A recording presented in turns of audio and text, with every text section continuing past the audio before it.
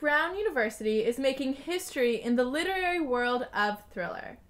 Brown's John Hay Library will soon be home to the first ever thriller archive.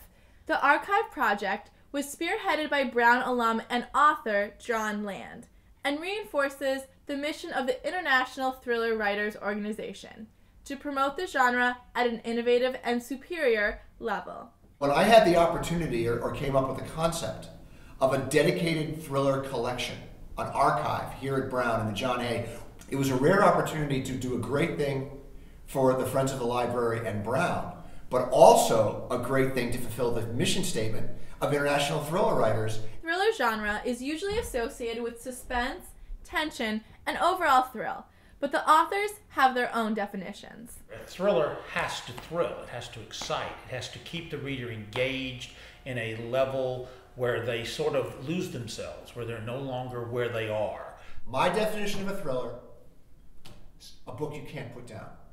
The best compliment I get is when someone sends me a letter and says, I forgot my troubles for a while and I was in your world. That's what it has to do. It has to immerse you into that world, keep you in that world, and keep you excited the entire time. The Hayes Archive will house the works, manuscripts, and other materials of the world's most famous thriller writers. It's not just the books. I mean, we'll be collecting, obviously, the published works of the thriller writers, but we'll also be collecting their personal papers.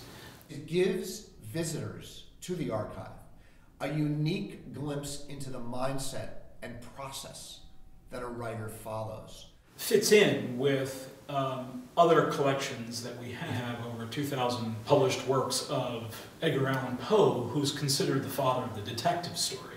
To celebrate the commencement of the archive, Jon Land and the Brown University Library hosted a panel discussion event with 5 best-selling thriller authors, including Steve Berry, R.L. Stine, David Baldacci, Lisa Gardner, and Neslon DeMille. I think what brings readers to books is it's a bright, shiny object. Yes, I get a lot of mail. Most of them start out, "Dear R.L. Stine, my teacher is forcing us to write to an author."